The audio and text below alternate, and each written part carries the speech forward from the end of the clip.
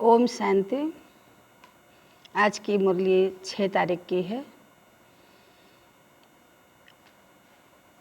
आज बाबा ने कहा अमृत वेले का अभ्यास बहुत ज़रूरी है, क्योंकि अमृत वेला ही हमारे जीवन का आधार है। सारे दिनचर्या की हमारे ऊपर उसका प्रभाव पड़ता, और हम बच्चे इस छोटी सी आत्मा में इतना बड़ा पाठ प्ले करते। उसके लिए भी हमें अमृत वेला का योग अभ्यास करना बहुत ज़रूरी है। आत्मा इस शरीर को कैसे कंट्रोल करती है, इसको चलाने की शक्ति भी हम अमृत वेले ही प्राप्त करते। इसलिए अमृत वेला ज़रूर सभी अभ्यास करें। आज मुरली का सार है, मीठे बच्चे सवेरे सवेरे उठ यही चिंतन करो कि मैं इतनी छोटी सी आत्मा कितने बड़े शरीर को चला रही हूँ। मुझ आत्मा में अविनाशी पाठ नुथा हुआ है। प्रश्न, शिव बाबा को कौन सी प्रैक्टिस है, कौन सी नहीं? उत्तर, आत्मा का ज्ञान रत्नों से श्रृंगार करने की प्रैक्टिस शिव बाबा को है, बाकी शरीर का श्रृंगार करने की प्रैक्टिस उन्हें नहीं। क्योंकि बाबा कहते हैं मुझे तो अपना शरीर है नहीं, मैं इनका शरीर भल किराए पर लेता हूँ, लेकिन इस शरीर का श्रृंगार ये आत्मा स्वयं करती है, मैं नहीं करता। मैं तो सदा अशरीरी हूँ। गीत, बदल जाए दुनिया न बदलेंगे हम। ओम शांति। बच्चों ने ये गीत सुना, किसने सुना? आत्मा ने इन आर्गनों, इस शरीर के कानों द्वारा सुना। बच्चों को भी ये मालूम पड़ा कि आत्मा कितनी छोटी है। वह आत्मा इस शरीर में नहीं है तो शरीर कोई काम का नहीं रहता। कितनी छोटी आत्मा के आधार पर यह कितना बड़ा शरीर चलता है। दुनिया में किसको भी पता नहीं है कि आत्मा क्या चीज़ है। जो इस रथ पर विराजमान होती है, अकाल मूर्त आत्मा का यह तकत है। बच्चों को भी यह ज्ञान मिलता है, कितना रमणीक रहस्य युक्त है। जब कोई ऐसी रहस्य युक्त बात सुनी जाती है तो चिंतन चलता है। तुम बच्चों का भी यही चिंतन चलता है। इतनी छोटी सी आत्मा है इतने बड़े शरीर में।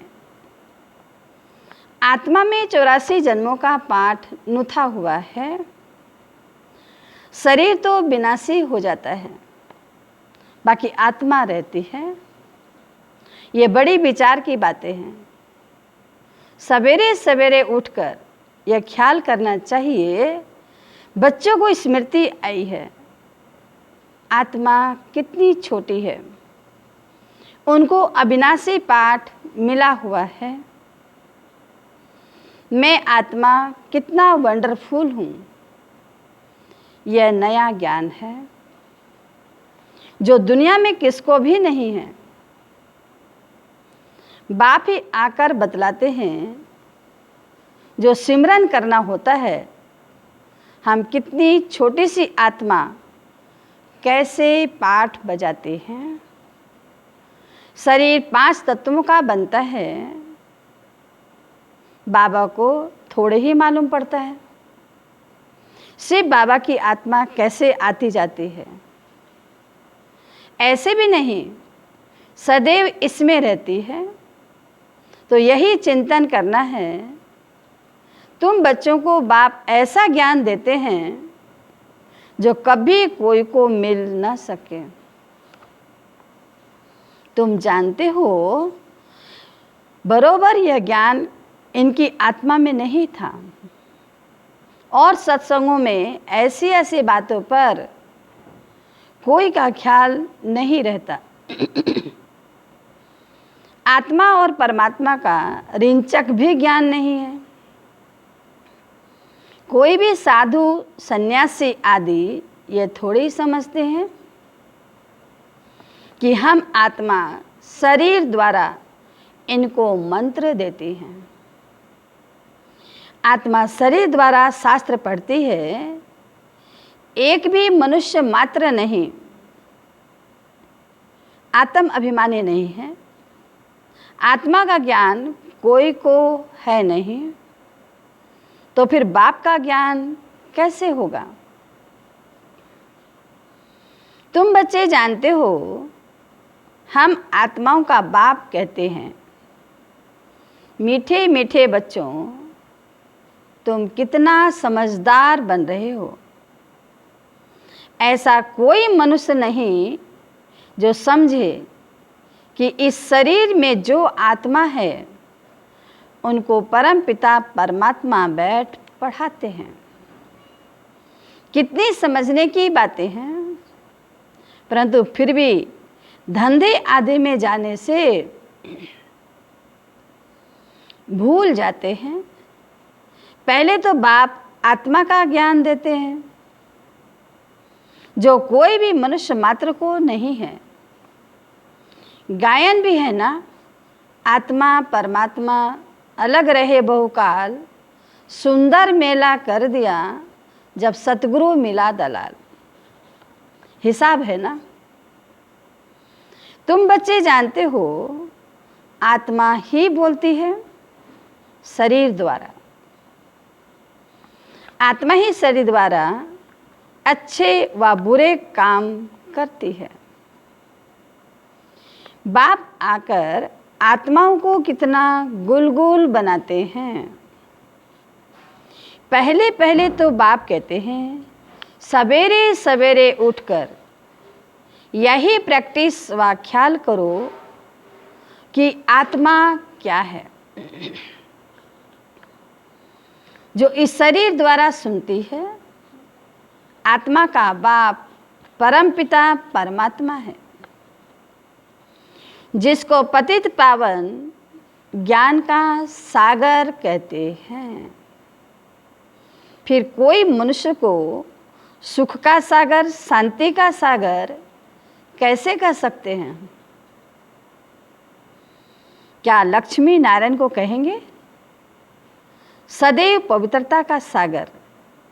नहीं, एक बाप ही सदैव पवित्रता का सागर है। मनुष्य तो सिर्फ भक्ति मार्ग के शास्त्रों का बैठ वर्णन करते हैं, प्रैक्टिकल अनुभव नहीं है। ऐसे नहीं समझेंगे हम आत्मा इस शरीर से बाप की महिमा करते हैं। वह हमारा बहुत मीठा बाबा है, वही सुख देने वाला है। बाप कहते हैं, हे आत्माएं, अब मेरी मत पर चलो। ये अविनाशी आत्माओं को अविनाशी बाप द्वारा अविनाशी मत मिलती है। वह विनाशी शरीरधारियों को विनाशी शरीरधारियों की ही मत मिलती है। सतयुग में तो तुम यहाँ की प्रारब्ध पाते हो, वहाँ कभी उल्टी मत मिलती नहीं। अभी तो श्रीमत ही अविनाशी बन जाती है। जो आधा कल्प चलती है, यह नया ज्ञान है। कितनी बुद्धि चाहिए इसको ग्रहण करने की और एक्ट में आना चाहिए। जिन्होंने शुरू से बहुत भक्ति की होगी, वही अच्छी रीति धारण कर सकेंगे। यह समझाना चाहिए। अगर हमारी बुद्धि में ठीक रीति धारण नहीं होती तो जरूर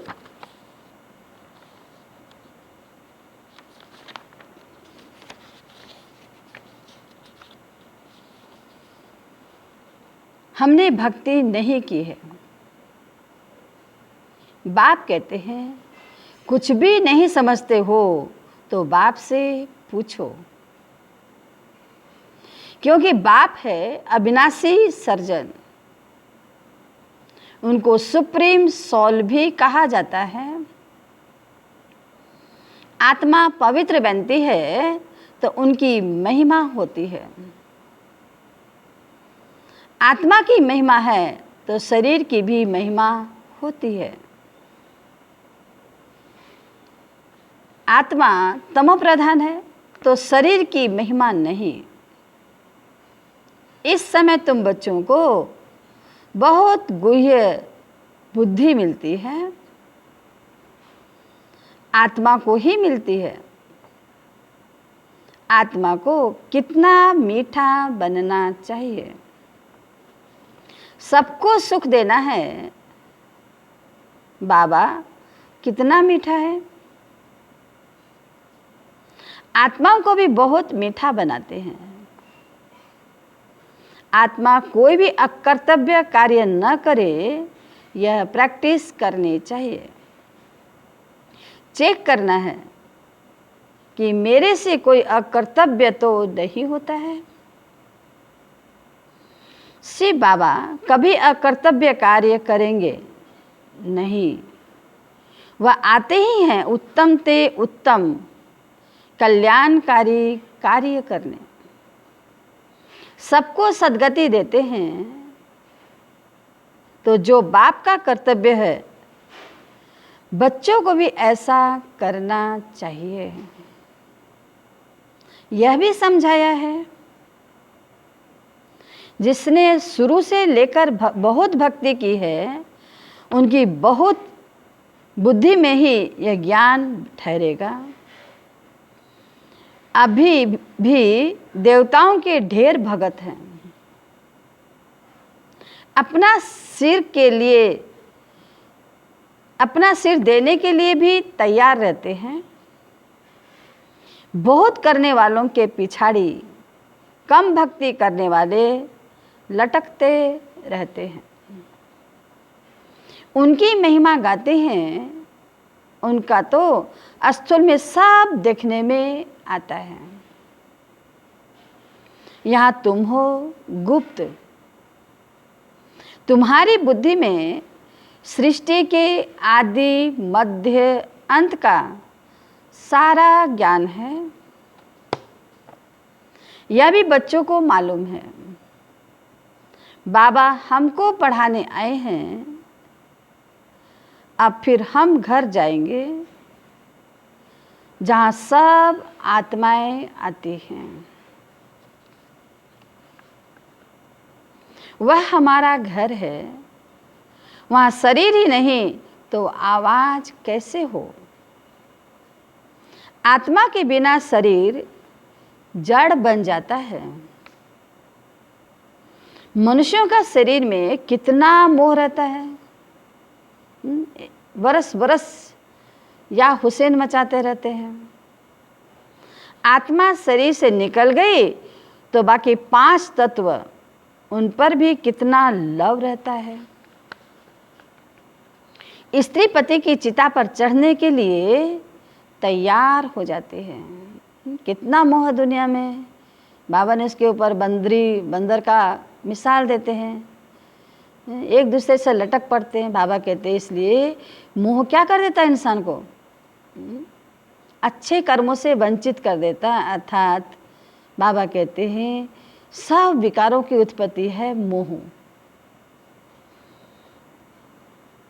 ये शरीर तो खत्म होना है, तो उनसे मोह निकल जाना चाहिए। परंतु बहुत मोह रहता है। ब्राह्मणों को खिलाते हैं, एक तरफ तो कहते हैं मनुष्य स्वर्ग पधारा, फिर कलयुगी बाबा कहते हैं कितना भोजन खिलाते हैं, कितना खर्चा करते हैं। तो आज बाबा कहते हैं याद करते हैं ना, जो चले गए उनको पिछाड़ी में कितने लोग याद करते हैं। फलाने का श्राद्ध है, अब वह थोड़े ही खा सकते हैं, जो गया वो नहीं खाते हैं। हम ब्राह्मणों को खिलाते हैं, उस आत्मा को कभी भी स्वीकार नहीं होता। तुम बच्चों को तो अब इन बातों से अलग हो जाना चाहिए।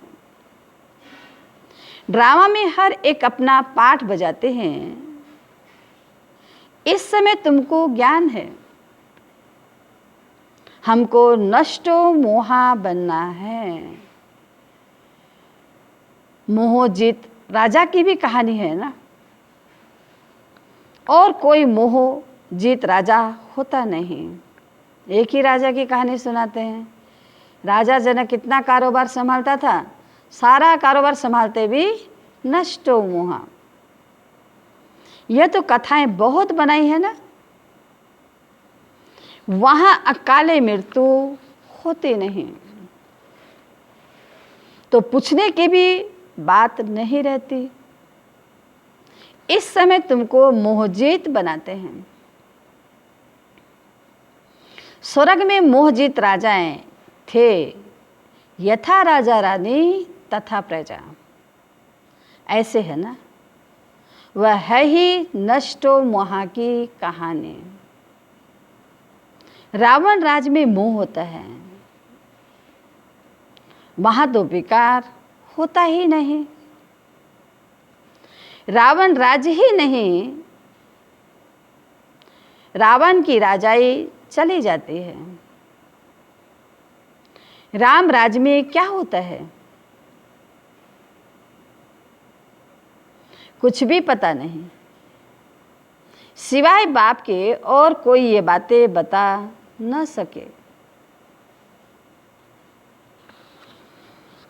बाप इस शरीर में होते भी देही अभिमानी है। लोन अथवा किराए पर मकान लेते हैं तो उसमें भी मोह रहता है। मकान को अच्छी रीति फिनिश करते हैं ना, फर्नीचर रखते हैं। इनको तो फर्नीचर करना नहीं है, क्योंकि बाप तो अशरीरी है ना। इनको कोई का श्रृंगार आदि करने की प्रैक्टिस ही नहीं है। इनको तो अविनाशी ज्ञान रत्नों से बच्चों को श्रृंगारने की ही प्रैक्टिस है। सृष्टि के आदि मध्य अंत का राज समझाते हैं। शरीर तो अपवित्र ही है। शरीर मिलेगा तो पवित्र होंगे। इस समय तो ये पुरानी दुनिया है, यह खत्म हो जानी है। यह भी दुनिया में किसको पता ही नहीं है। धीरे धीरे मालूम पड़ेगा।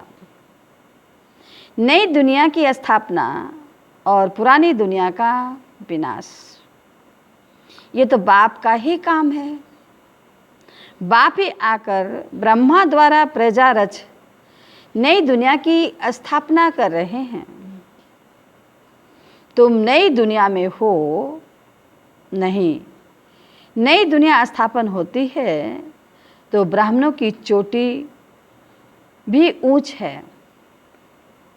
बाबा ने समझाया है। बाबा के सन्मुख आते हो तो पहले पहले ये याद करना है कि हम ईश्वर बाप के सन्मुख जाते हैं। शिव बाबा तो निराकार है, उनके सन्मुख हम कैसे जाएं? तो उस बाप को याद कर फिर बाप के सन्मुख आना है। तुम जानते हो वह इसमें बैठा हुआ है। यह शरीर तो पतित है। शिव बाबा की याद में न रह कोई काम करते हो तो पाप लग जाता है। हम शिव बाबा के पास जाते हैं, फिर दूसरे जन्म में दूसरे संबंधी होंगे। इसलिए बाबा क्या कहता है, एक जन्म मिले ना दूसरे से, वहां देवताओं की गोद में जाएंगे। यह ईश्वरीय गोद एक ही बार मिलती है। मुख से कहते हैं बाबा हम आपका हो चुका। बहुत है जिन्होंने कभी देखा भी नहीं है, बाहर में रहते हैं, लिखते हैं, श्री बाबा हम आपकी गोद के बच्चे हो चुके हैं। कितना प्यार से याद करते हैं। बुद्धि में ज्ञान है। आत्मा कहती है हम शिव बाबा के बन चुके। इनके पहले हम पतित की गोद में थे, भविष्य में पवित्र देवताओं की गोद में जाएंगे। यह जन्म दुर्लभ है। हीरे जैसा तुम यहाँ संगम युग पर बनते हो। संगम युग कोई उस पानी के सागर और नदियों का नहीं कहा जाता। रात दिन का फर्क है। ब्रह्मपुत्रा बड़े ते बड़ी नदी है। ये नदी कलकत्ता में पाई जाती है ना। बाबा कहते हैं सबसे बड़ी नदी है। सागर और ब्रह्मपुत्रा नदी का बहुत बड़ा मेला लगता, जो सागर में मिलती है। नदियां जाकर सागर में पड़ती है। तुम भी सागर से निकली हुई ज्ञान नदी हो। ज्ञान सागर शिव बाबा है। बड़े ते बड़ी नदी है ब्रह्मपुत्रा। इनका नाम ब्रह्मा है। सागर से इनका कितना मेल है तुमको मालूम है? नदियां कहाँ से निकलती हैं? सागर से ही निकलती है ना, फिर सागर में पड़ती है।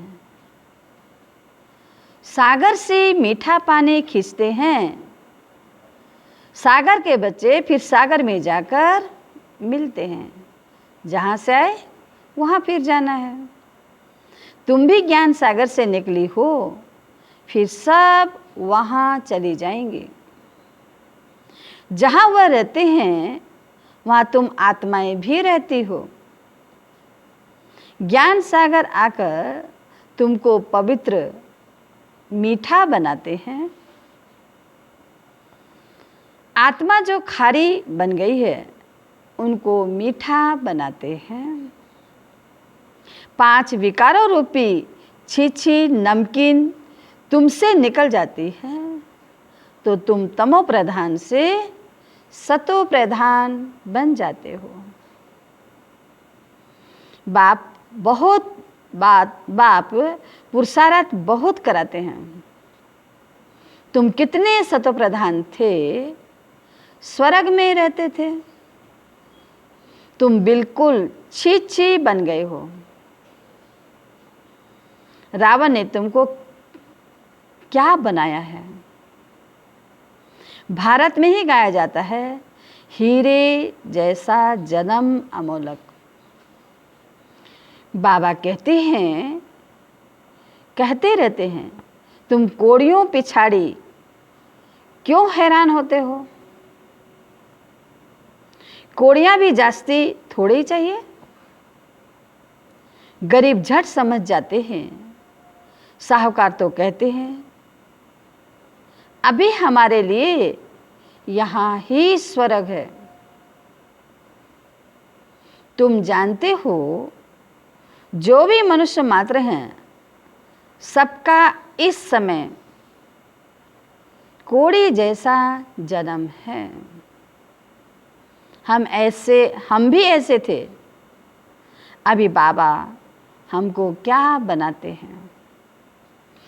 एम ऑब्जेक्ट तो है ना। हम नर से नारायण बनते हैं। भारत अब कोड़ी जैसा कंगाल बना है। भारतवासी खुद थोड़े ही जानते हैं यहाँ तुम कितनी साधारण अबलाएं हो। कोई बड़ा आदमी होगा तो उनको यहाँ बैठने की दिल नहीं होगी। जहाँ बड़े बड़े आदमी, सन्यासी, गुरु आदि लोग होंगे, वहाँ की बड़ी बड़ी सभाओं में जाएंगे। बाप कहते हैं मैं गरीब निवाज हूँ। कहते हैं भगवान गरीबों की रक्षा करते हैं। अभी तुम जानते हो हम कितने साहूकार थे, अभी फिर बनते हैं। बाबा लिखते भी हैं तुम पद्मा पदम पति बनते हो। वहाँ पर मारा मारी नहीं होती है। यहाँ तो देखो पैसे की पिछाड़ी कितनी मारा मारी है, रिश्वत कितनी मिलती है। पैसे तो मनुष्यों को चाहिए ना। तुम बच्चे जानते हो बाबा हमारा खजाना भरपूर कर देता है। आधा कल्प के लिए जितना चाहिए उतना धन लो, परंतु पुरुषार्थ पूरा करो, गफलत नहीं करो। कहा जाता है ना, फॉलो फादर। फादर को फॉलो करो तो यह जाकर बनेंगे नर से नारायण, नारी से लक्ष्मी। बड़ा भारी इम्तिहान है, इसमें जरा भी गफलत नहीं करनी चाहिए। बाप श्रीमत देते हैं तो फिर उस पर चलना है। कायदे कानून का उल्लंघन नहीं करना है।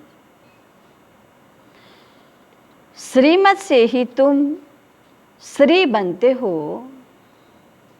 मंजिल बहुत बड़ी है। अपना रोज का खाता रखो, कमाई की या नुकसान किया। बाप को कितना याद करते हैं, कितने को रास्ता बताया।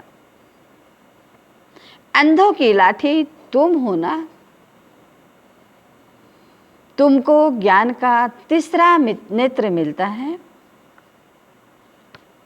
अच्छा, मीठे मीठे सिखिल दे बच्चों प्रति माता पिता बाप दादा का याद प्यार और गुड मॉर्निंग। रूहानी बाप की रूहानी बच्चों को नमस्ते। हम रूहानी बच्चों की रूहानी माता पिता बाप दादा को नमस्ते नमस्ते। Om Shanti, good morning. धारणा के लिए मुख्य सार। जैसे बाप मीठा है, ऐसे मीठा बन सबको सुख देना है। कोई भी अकर्तव्य कार्य नहीं करना है। उत्तम से उत्तम कल्याण का ही कार्य करना है। दूसरा, कोड़ियों की पिछाड़ी हैरान नहीं होना है। पुरुषार्थ कर अपनी जीवन हीरे जैसी बनानी है। गफलत नहीं करनी है। वरदान, चैलेंज और प्रैक्टिकल की समानता द्वारा स्वयं को पापों से सेफ रखने वाले विश्व सेवाधारी भव। आप बच्चे जो चैलेंज करते हो, उस चैलेंज और प्रैक्टिकल जीवन में समानता हो। नहीं तो पुण्य आत्मा के वजह बोझ वाली आत्मा बन जाएंगे। इस पाप और पुण्य की गति को जानकर स्वयं को सेफ रखो, क्योंकि संकल्प में भी किसी भी विकार की कमजोरी, व्यर्थ बोल, व्यर्थ भावना घृणा व ईर्ष्या की भावना पाप के खाते को बढ़ाती है। इसलिए पुण्य आत्मा भव के वरदान द्वारा स्वयं को सेफ रख विश्व सेवाधारी बनो। संगठित रूप में एक मत, एक रस स्थिति का अनुभव कराओ।